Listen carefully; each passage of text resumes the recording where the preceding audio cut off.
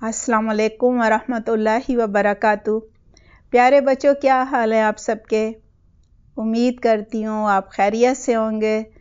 اللہ سبحانہ تعالیٰ آپ سب کو لمبی برکت والی زندگی عطا فرمائے، انبیاء کرام اور صحابہ کرام جیسا مضبوط ایمان اور ان جیسا تقوی نصیب فرمائے، رسول اللہ صلی اللہ علیہ وآلہ وسلم جیسا اخلاق، ان جیسا کردار، اور اللہ سبحانہ تعالیٰ ان جیسا مضبوط ایمان نصیب فرمائے۔ اللہ سبحانہ تعالیٰ آخری سانس تک ہم سے اپنی رضا کے، اپنی پسند کے کام لیتا رہے، آمین اللہم آمین۔ بچوں، آج میں آپ کو ایک ایسے صحابی کے بارے میں بتاؤں گی جن کا ذکر قرآن میں بھی ہے۔ سوچئے، یاد آیا؟ چلے جی میں بتا دیتی ہوں۔ وہ صحابی ہیں حضرت زید بن حارثہ رضی اللہ عنہ۔ بچوں، جب حضرت زید بن حارثہ رضی اللہ عنہ ایک بچے تھے، 8 سال کے تھے، تو ان کی والدہ انہیں لے کر اپنے والدین کے گھر جا رہی تھیں۔ راستے میں ڈاکوؤں نے ان کو لوٹ لیا، اور بچوں ان ڈاکوؤں نے ان کی ماں کا سارا جو بھی مال و اسباب تھا اور بہت سارے لوگوں کے مال اور مویشی سب لوٹ لیے، اس کے ساتھ ساتھ ان کے بچوں کو بھی قید کر لیا، اور ان بچوں میں حضرت زید بن حارثہ رضی اللہ عنہ بھی شامل تھے۔ جیسا کہ پہلے بات ہوئی، بہت چھوٹے تھے، 8 سال کے۔ ڈاکو حضرت زید بن حارثہ رضی اللہ عنہ کو لے کر عکاظ کی منڈی میں پہنچ گئے اور وہاں ان کو بیچ دیا۔ جی بچوں، یہ ایک بہت بڑی آزمائش تھی حضرت زید بن حارثہ کو اپنے والدین، اپنے بہن بھائی، اپنے رشتہ دار، اپنا گھر سب کچھ چھوڑنا پڑا۔ جب انہیں بیچا گیا تو حضرت خدیجہ رضی اللہ عنہا کے بھتیجے حکیم بن حزام نے انہیں خرید لیا، اور انہوں نے لا کر اپنی پھوپھی حضرت خدیجہ رضی اللہ عنہا کو بطور تحفہ پیش کر دیا، یعنی تحفے میں دے دیا۔ اتنے ذہین تھے حضرت زید بن حارثہ، اور شرافت جو ہے نا، وہ بھی کہہ لیجئے معصومیت ان کے چہرے سے ٹپکتی تھی۔ یہی وجہ ہے کہ حضرت خدیجہ رضی اللہ عنہا نے بہت سارے غلاموں میں سے انہیں خود پسند کیا تھا۔ جب حضرت خدیجہ رضی اللہ عنہا کی شادی ہو گئی حضرت محمد صلی اللہ علیہ وآلہ وسلم سے، تو حضرت خدیجہ رضی اللہ عنہا نے شادی کے موقع پر حضرت زید بن حارثہ رضی اللہ عنہ کو رسول اللہ صلی اللہ علیہ وآلہ وسلم کی خدمت میں پیش کر دیا، یعنی تحفے میں انہیں دے دیا۔ اس طرح حضرت زید بن حارثہ دنیا کے سب سے زیادہ خوش نصیب غلام تھے۔ کیوں خوش نصیب تھے؟ کیونکہ حضرت محمد صلی اللہ علیہ وآلہ وسلم کی محبت، ان کی شفقت انہیں ملی۔ حضرت محمد صلی اللہ علیہ وآلہ وسلم ان کی تربیت کر رہے تھے، اور دوسری طرف حضرت زید بن حارثہ رضی اللہ عنہ کے جو والدین تھے وہ بہت ہی غمزدہ تھے۔ ان کی ماں کا تو رو رو کر برا حال تھا، انہیں ایک پل کو چین نہیں آتا تھا۔ حضرت زید بن حارثہ کے جو باپ تھے نا، وہ بھی ملک کا جو کونا کونا ہوتا ہے نا، اسے وہ انہوں نے چھان مارا، لیکن کہیں انہیں اپنا بیٹا نہیں ملا، اور وہ اپنے بیٹے کے غم میں شاعری بن گئے، شاعری کرنے لگے۔ ان کے شعروں کا ترجمہ کچھ اس طرح ہے، کہتے ہیں میں اپنے بیٹے کی گمشدگی پر آنسو بہاتا ہوں، مجھے معلوم نہیں کہ میرے بیٹے پر کیا گزر رہی ہے، وہ زندہ بھی ہے یا موت کی آغوش میں چلا گیا ہے، یعنی مر گیا ہے، لیکن میں اس کا انتظار کروں گا۔ ایک اور شعر میں وہ کہتے ہیں، یا خدا، اے خدا، میں نہیں جانتا میرے بیٹے کے ساتھ کیا ہوا ہے، میں تو ہر مسافر سے پوچھتا ہوں کہ اسے نرم زمین نے اپنے اندر چھپا لیا ہے یا بلند و بالا یعنی اونچے پہاڑوں نے اپنے دامن میں لے لیا ہے۔ بیٹا، میں زندگی بھر تیری تلاش جاری رکھوں گا یہاں تک کہ مجھے موت ہی آ جائے۔ کہا جاتا ہے کہ کچھ سالوں کے بعد حج کے موقع پر زید بن حارثہ رضی اللہ عنہ کو ان کے خاندان کے کچھ لوگوں نے پہچان لیا۔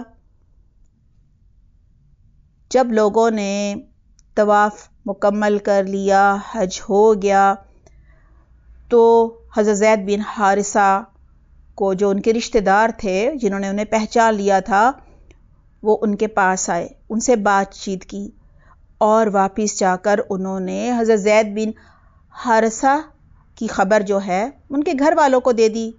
انہیں بتایا کہ دیکھو رو رو کر ہلکان کیوں ہو رہے ہو، تمہارا بیٹا تو زندہ ہے، ہم مل کر آئے ہیں۔ اور اس وقت رسول اللہ صلی اللہ علیہ وسلم نبی نہیں بنے تھے۔ انہوں نے کہا ایک محمد نامی شخص کے پاس ہے، صحیح سلامت ہے۔ بچوں یہ خوشخبری سنتے ہی حضرت زید بن حارثہ رضی اللہ عنہ کے جو والد تھے فوراً انہوں نے اپنی سواری تیار کی لی، سواری بھی تیار کی اور فدیہ ادا کرنے کے لیے، ظاہر غلام تھے نا ان کے بیٹے یہاں پر، تو فدیہ ادا کرنے کے لیے رقم بھی بہت ساری رکھ لی اور اپنے بھائی کو بھی ساتھ لے لیا۔ ان کا بھائی حضرت زید بن حارثہ کا چچا تھا۔ مکہ پہنچ کر انہوں نے رسول اللہ صلی اللہ علیہ وسلم سے ملاقات کی۔ کہنے لگے آپ تو مانگنے والوں کو جھولیاں بھر بھر کر دیتے ہیں، بھوکوں کو کھانا کھلاتے ہیں، بے کسوں لاچاروں کی فریاد سنتے ہیں، للہ ہی یعنی اللہ کے لیے ہم پر بھی کرم کر دیجئے، منہ مانگی رقم لے کر، یعنی جو آپ چاہتے ہیں اتنے پیسے ہم دے دیں گے، آپ ہمیں ہمارا بیٹا لوٹا دیجئے۔ رسول اللہ صلی اللہ علیہ وسلم نے پوچھا کون سا بیٹا؟ انہوں نے کہا آپ کا غلام زید بن حارثہ جو ہے وہ ہمارا بیٹا ہے۔ آپ صلی اللہ علیہ وسلم نے فرمایا کسی فدیے کی ضرورت نہیں، یعنی کوئی پیسے مجھے نہیں چاہیے بدلے میں تمہیں ایک تجویز دیتا ہوں، وہ یہ ہے کہ یہ فدیہ مجھے نہیں دو، مجھے نہیں چاہیے، اس سے بہتر یہ ہے کہ حضرت زید بن حارثہ کو بلا لیتے ہیں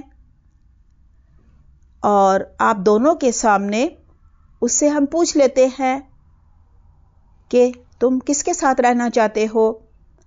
اگر اس نے آپ لوگوں کے ساتھ جانا پسند کیا تو اسے اس کی اجازت ہے، وہ بڑی خوشی سے جا سکتا ہے، لیکن اگر اس نے جانا پسند نہیں کیا تو پھر میں اس پر زبردستی نہیں کروں گا، تمہارے ساتھ جانے پر مجبور نہیں کروں گا۔ ہاں خوشی سے گیا تو مجھے کوئی پیسہ نہیں چاہیے، یعنی میں کوئی فدیہ نہیں لوں گا۔ بچوں رسول اللہ صلی اللہ علیہ وسلم کی یہ تجویز انہیں بہت ہی پسند آئی، لہٰذا وہ کہنے لگے ہمیں معلوم ہے کہ آپ نے یہ جو تجویز ہمیں پیش کی ہے یہ بہت ہی عدل و انصاف والی ہے، ہمیں یہ تجویز بالکل منظور ہے۔ لہٰذا حضرت زید بن حارثہ رضی اللہ عنہ کو بلایا گیا اور پوچھا گیا کہ کیا ان کے ساتھ جانا چاہتے ہو۔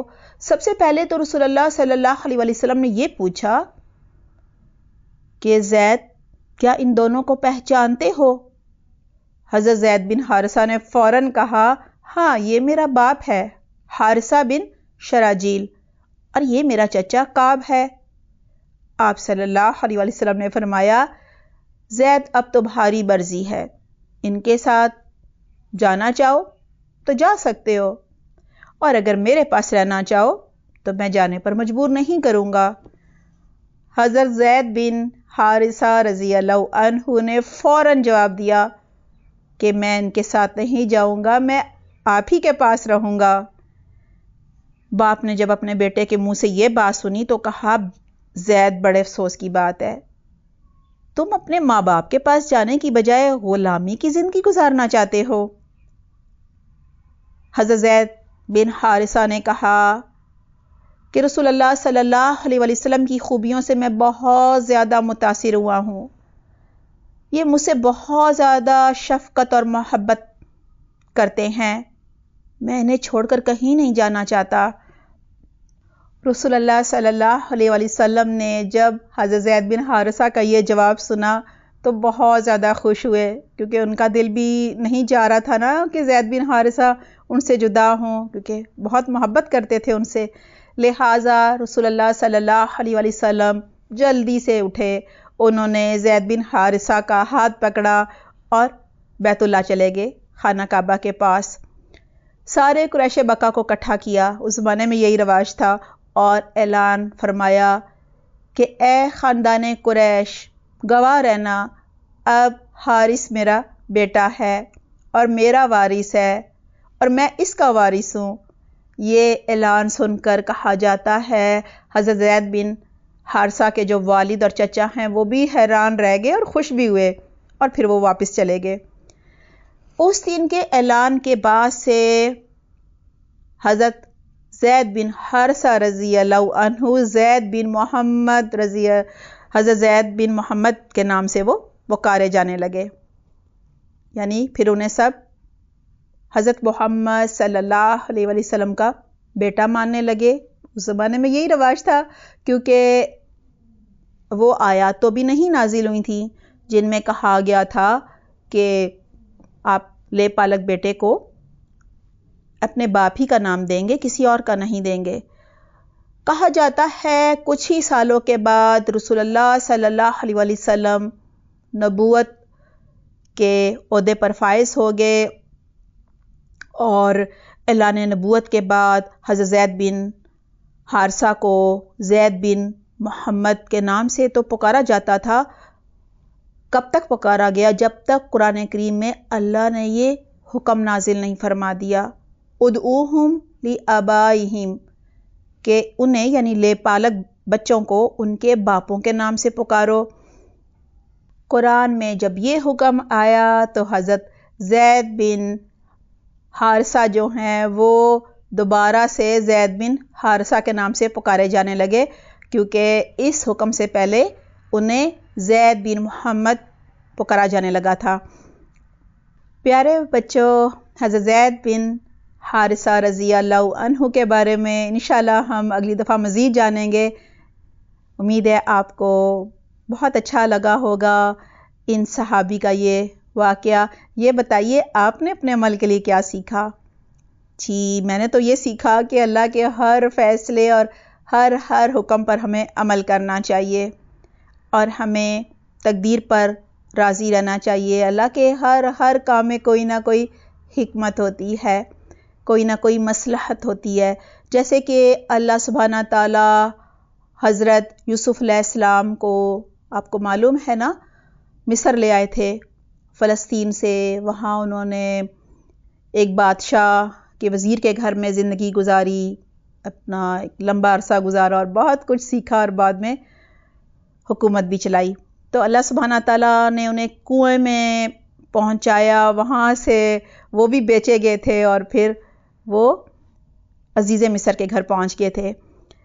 اسی طرح حضرت موسیٰ علیہ السلام بھی آپ کو یاد ہے، فرعون کے گھر میں اللہ تعالیٰ نے ان کو بڑا کیا، وہاں انہوں نے بہت کچھ سیکھا۔ بالکل اسی طرح سے حضرت زید بن حارثہ رضی اللہ عنہ جو ہیں، انہیں اللہ سبحانہ تعالیٰ